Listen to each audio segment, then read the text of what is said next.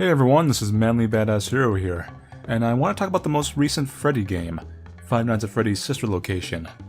And in particular, I want to discuss some of the kind of vocal controversy about the quality of the game. I've noticed the opinions seem to be very split. Some people either love it, some people hate it and think it's not scary. And I'm not actually a really big Freddy fan. I have played all the games, but I'm not invested in the lore, or the fandom, or anything. I just kind of get in and play them, and then I just kind of get out. So I think I have a pretty good perspective on this, just because I'm a little bit unbiased. But I'm going to tell you right now, I'm actually a pretty big fan of this recent game. I actually like it quite a bit, and I personally think it's actually the best Freddy game since the first. And I'm going to go into some of my reasons why, and why I think some of the opinions have shifted a bit on this. So I'm going to start off with actually the evolution of the Freddy games and their gameplay. And why I'm actually not a fan of a lot of the Freddy games that came before this, and why I'm particularly a fan of the first. So you have the first Freddy game, and it's kind of mysterious, it's a little bit vague on its mechanics and everything. It has this kind of dark atmosphere, the animatronics look still vaguely like animatronics and everything, and it has that childhood style fear of like Chuck E. Cheese's and those kind of locations. Even the graphics kind of play into this, as it gives it kind of a stiff feel, and overall I think it's a pretty well done game. It has some very critical flaws about balancing the gameplay between atmosphere and difficulty. I think actually all the games kind of have this to an extent, where the game gets so hard that it throws the atmosphere out the window and then becomes actually more of a true mini-game than a horror game, but I'm not going to get into that too far. But it was a solid game, especially for what it was all around, and of course it had sequels, and it had some flaws and some like ways you could have expanded on the gameplay, and the sequels could have gone in various different directions. So you have the first sequel, Freddy 2, and this goes in a very typical sequel direction where essentially it's just more. You took the original concept and you add more. And it's usually a pretty safe way to go. I think it's probably better to usually like innovate a little bit or sometimes mix things up, not necessarily derive, but it took some of the things of you're no longer in a safe room, your doors are open, which is actually kind of a good thing. It's kind of mixing it up a bit, atmosphere-wise. You don't want to get that sense of security. The animatronics that come and go as they please. And then it just throws in a bunch of more animatronics, like a lot, which I think is actually, it might have been overkill. It doesn't necessarily make the game more scarier. But overall, it's a solid game, of course, except for the more famous mechanic of it, which was the marionette, which is another thing when I talk about the concept of when the game becomes too difficult and kind of tedious, it becomes more of a mini-game, or more of a meta-game in a sense, rather than a horror game. And I feel like the Freddy's strength is the horror aspect, not necessarily the game aspect. And you'll see that kind of reflected in my opinion throughout this video. In fact, I think the marionette issue is actually so critical that I honestly never went back to play the second Freddy game. Like, I think of that little thing there that you have to wind up, and I honestly just get a huge distaste, and I get almost traumatized and not want to touch it. So I wasn't a big fan of the second Freddy game.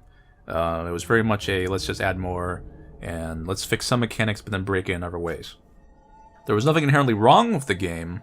Like, I mean, it's much better than a lot of the other games that come out on the marketplace, but compared to the first one, I think it lost quite a bit. So then, I think Scott kind of saw the reaction to this, though. I think he kind of saw that there was maybe too much, and there was too many mechanics were kind of like tedious and frustrating, so then we come up with Freddy 3. And Freddy 3 brings it down to one animatronic, which kind of stalks around, and it goes much more lenient on things like the camera usage, which was kind of a personal complaint of mine and a complaint I saw with other people, where you weren't able to actually use the cameras to look at the animatronics because it would drain your power, and it just became a quick blink at the most, and then you're kind of back into your room. So these corrections were kind of made. The third game I think is still kind of lacking something. It's probably the least scary of all of them. Although I don't think they're actually that scary after the second game, because once something's a known factor, and Freddy is definitely a known factor, it's greatly much a part of the public culture. Like, you can see the toys everywhere, and there's merchandise and everything. And once that's all a known factor, you know, like, you lose quite a bit of your horror.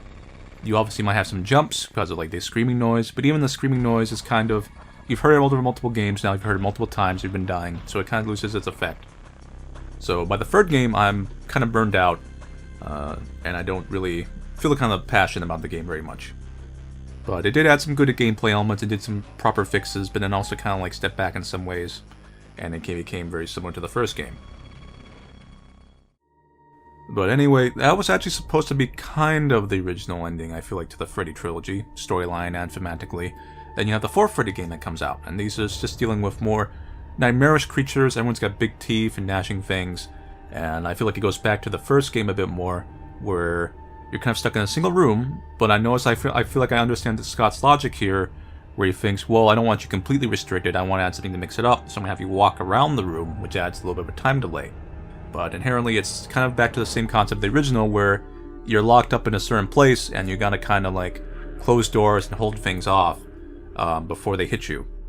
As far as fear effect, and like I said, the use of the unknown, I feel like this is actually the weakest of the series, because of course the designs are purposely based on the storyline, kind of very nightmarish and whatnot. And it's lost its original kind of charm that made them scary. But gameplay-wise, it made good use of sound, which is something... The previous games used sound a lot, but I don't think any of them used sound to the extent that this one did, as far as almost being a near requirement for you to beat it. Like, you cannot not listen. You can't, like, turn down your volume. If you gotta specifically turn up pretty high if you want to hear some little subtle noises. And, of course, forces you into the jump scare, which is actually pretty damn good directing and game design. It just, like I said, kind of lost a lot of atmosphere along the way. But, okay, so after that, Freddy kind of goes kind of quiet for a while. You have Freddy World, which is a completely different beast. I actually kind of somewhat liked it. It did have some very critical flaws, but it was kind of a little interesting little side project. But then Scott comes, and he teases the new game, Sister Location, which I actually did not pay attention to the teasers at all. By this point, I'm very burned out on the Freddy series. Like I said, I liked the first game a lot. I wasn't particularly a huge fan of the later ones, although I did play them for a good measure, just to see like how they were, if there was any differences. But it kind of just comes out, and of course I go and play it. And personally, like I said, I honestly think this is the best Freddy since the first one. And I feel like this game is a little bit of a soft reboot, kind of a bit like Hollywood does, where it's honestly, in some ways, it's only a Freddy game in name. It does have Freddy there in a few instances, but Freddy does not feature. It's definitely taken some different directions, which, if you don't like the direction change about some of these things, then I think you might have a legitimate complaint for your personal experience. Like, some people prefer more subtle storytelling, some people don't like the vocalizations and things and the instructions, but I don't think this is necessarily a bad thing for a horror game. I don't think every horror game has to be vague, and the first ones were vague, so it doesn't necessarily hurt to change up things a bit. Like, obviously you have like the Blair Witch Project movie, the original, where things were very vague, and that's a very controversial movie for being possibly very overrated and not scary. So, unknown and vagueness is an important part of horror, but it's not necessarily the end-all be-all. But we come to Freddy's sister. You have vocal narration and instructions. In fact, you have conflicting narrators, which I think is very effective. And you have this kind of switch to a more almost adventure game format, where it's a series of mini-games and you're kind of shifting locations. And I think this is actually kind of what I wanted from Freddy 2. When I played the first Freddy, I thought, oh, they're going to make a sequel, and rather than being locked in one room, we'll move around a facility with various dangers. Like, it'll mix things up greatly, and then of course we got the very safe sequel, where it's just additions of the same thing. Here you're moving around. You're going to different minigames. They all have different mechanics, and you don't know what the mechanics are. You might have some general idea of what you gotta do based on playing the previous Freddy games, but overall you're kind of in the dark. You can't necessarily grind one minigame to learn the other minigames. Like, all of them, they do have some similarities, but they all are different. A bit of a problem of the early Freddy games was that you might have had some small mix-ups in, like, say, the aggressiveness or the patterns, but inherently you learned a certain gameplay style, and that became kind of old hat. You would repeat it at different skill levels, and there's nothing new in a sense. This is just basically, I'm learning how to beat this game better, which is good for, like I say, an action game or something, but if you're trying to establish true horror, you need to add some dynamics. Like I said, I give the first Freddy game this excuse because it's the first, but then as you add more Freddy games and the same mechanic over and over again, and with just slight similarities, it gets old hat. Anyway, that's my first kind of argument. The second one is, the directing in this game is really good. Like, I think this game actually has really good horror directing. There's a few scenes in particular that I think are well done, and that's when you encounter the ballerina robot, and as you're crawling through the floor in the dark, you've been having two narrators kind of give you conflicting information, so you gotta believe one, depending which one you want to believe. Of course, one is right and one is wrong, and they're gonna get you murdered, horror, but you crawl in the dark. Your vision is very limited. You're having listened purely on sound almost. At least you think anyway, it's purely on sound. But then the ballerina actually comes into your vision a few times. It comes by slowly. You don't know if it's gonna kill you or not. Like I said, you don't know how these minigames fully work. You don't know. There's no set pattern to them. It's completely foreign and alien to you. Is it gonna kill you if it gets too close? Is it not? Is it gonna come back around and jump scare you or suddenly pick up speed? It's completely unknown factor.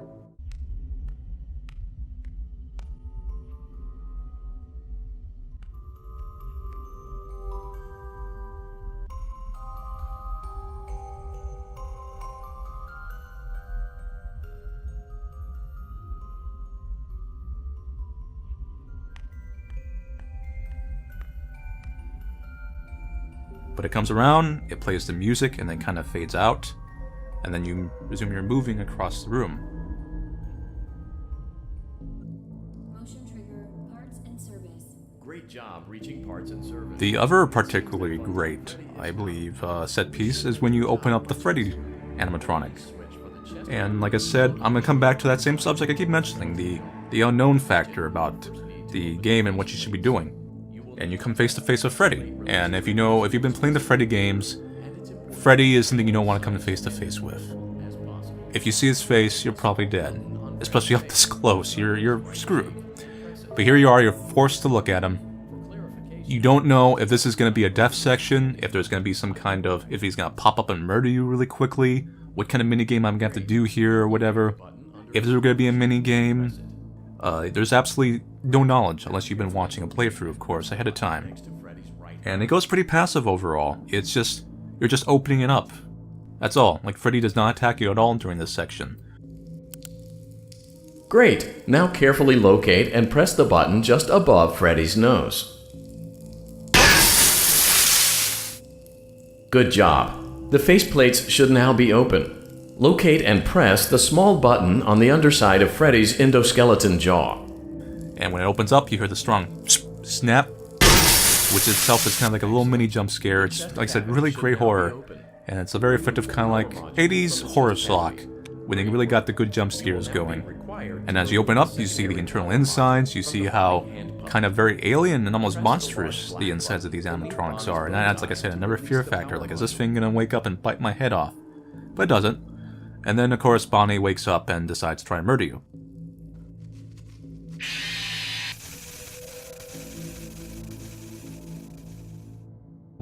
But overall, like I said, that's great directing. This game makes very strong use of sound. Motion trigger, circus gallery vent.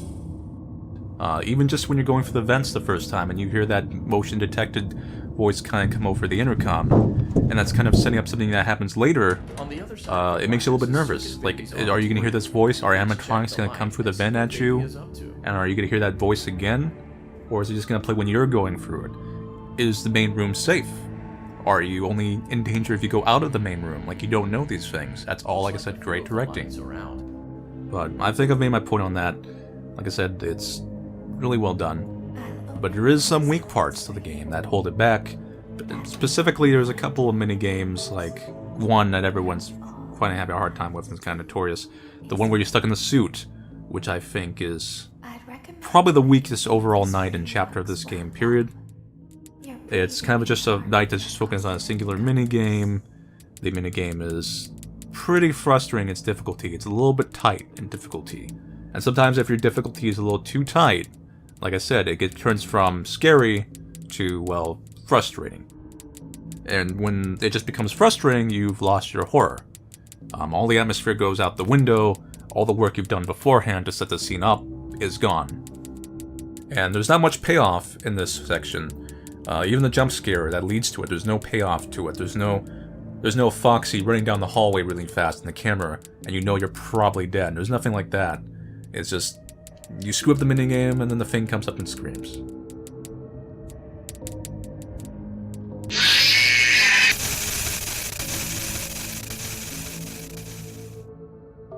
Probably the most critically flawed part of the game, but it's one section of many. So overall, like I said, I give the game points for all the good sections, and I deduct one from this, but it still is in the positive in my picture. But to kind of simple down this rant, the game is well put together. Even the writing is actually pretty good, and I think Scott took a risk going with a heavy narrative approach. I wouldn't actually make all the games heavy narrative like this. Yeah, I think that in itself would kind of get boring and kind of derivative, but the acting, the voice acting, has kind of a cheesiness and softness to it, which has this great 80s movie feel.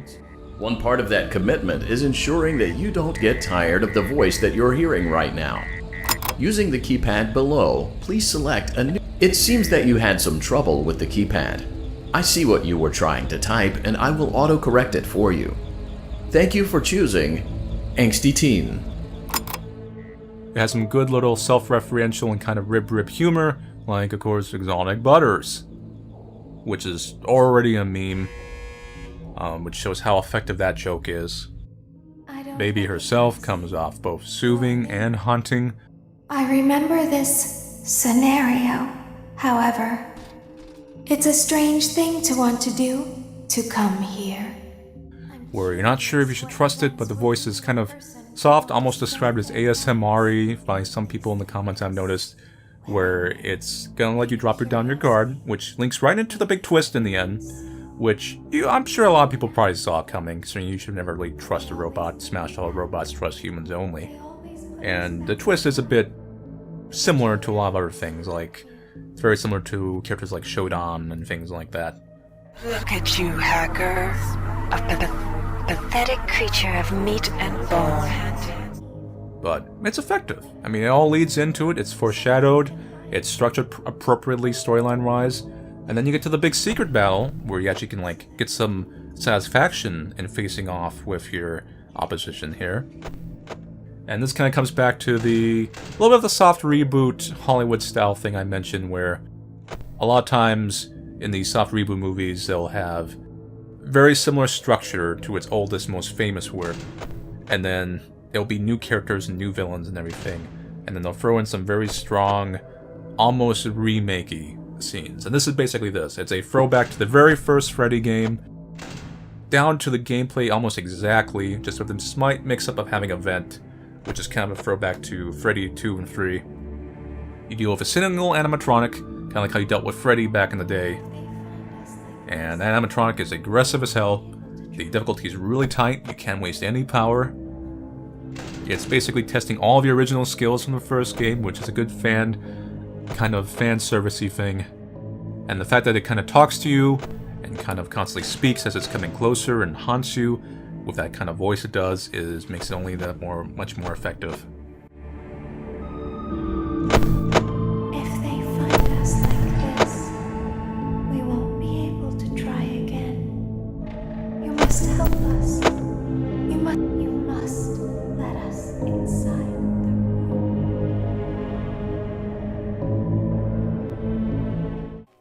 Well, you beat it, and then you get your typical, almost anticlimactic Freddy-style ending. Actually a better ending than the previous ones, where you just got a check and you went home. This one has a little bit of its own kind of humor, which is what we used with the Freddy series. And then you're left off. And if you're actually playing the game and not watching it, I feel like it's a very satisfying leave off. Obviously there's going to be more Freddy works, especially since there's a movie in the works and you have to keep the property alive, sometimes even under a contract.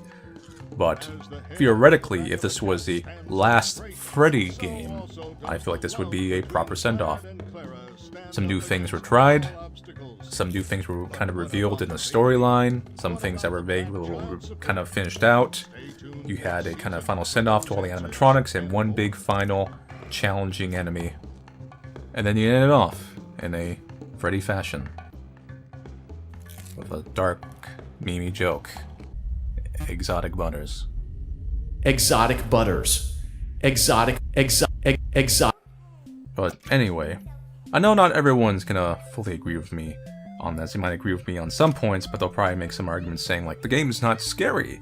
And, like, me personally, I wasn't actually that scared, but that's just my nature.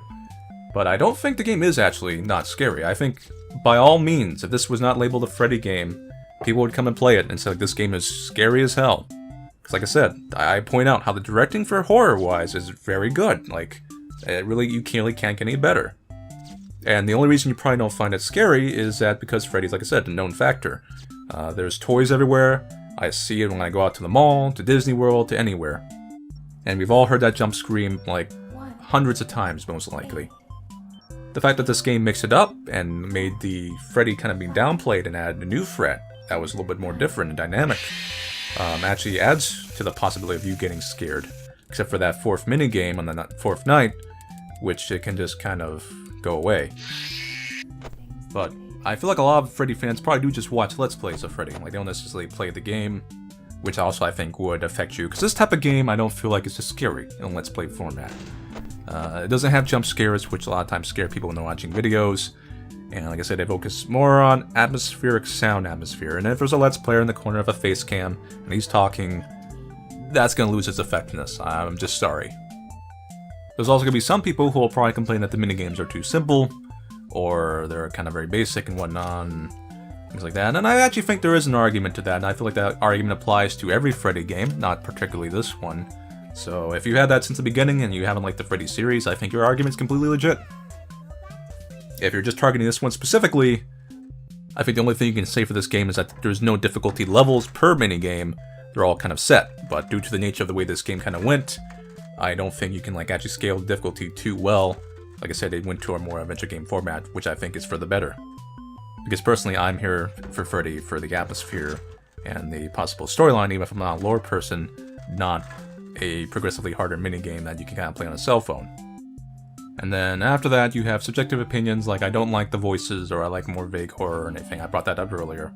And those things I can't really argue against. Everyone has their own personal taste in that, and you know my taste when it comes to this. And I think, overall, having played so many horror games and been watching horror movies since I was a little kid, I think, for like I said, Five Nights at Freddy's sister location is well done.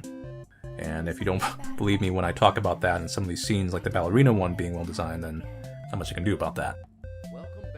But to bring everything all up to a head, I think Five Nights at Freddy's sister location is a great indie horror game. I went in actually kind of really cynical and thinking, oh my god, this is not a Freddy. And then I came out actually really happy. And like I said, I'm not a big Freddy fan. And if the future Freddy games, if they do obviously make more, go towards more of this direction, not necessarily using heavy use of narrator, but that more adventure game direction, with a little more scripting going on, I would actually be more for it, and I would probably be more excited about the Freddy series in general as they would come out.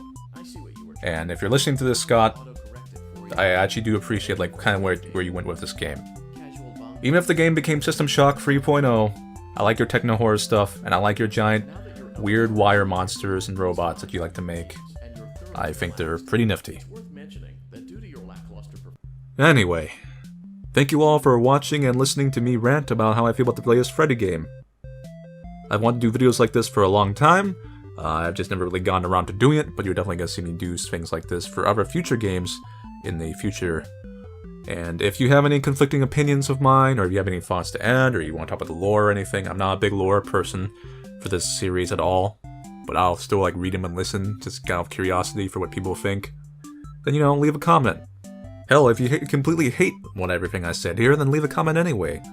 I don't mind hearing conflicting opinions or anything. But yeah, that's the end of this video. Go check out my playthrough of the Freddy game if you want to see me kind of like do it live and hopefully not die too much. There's gonna be a lot of exotic butters in there. Okay, just one, but you know, that's all you need. But I'm signing off, so I'll see you guys later, and take it easy.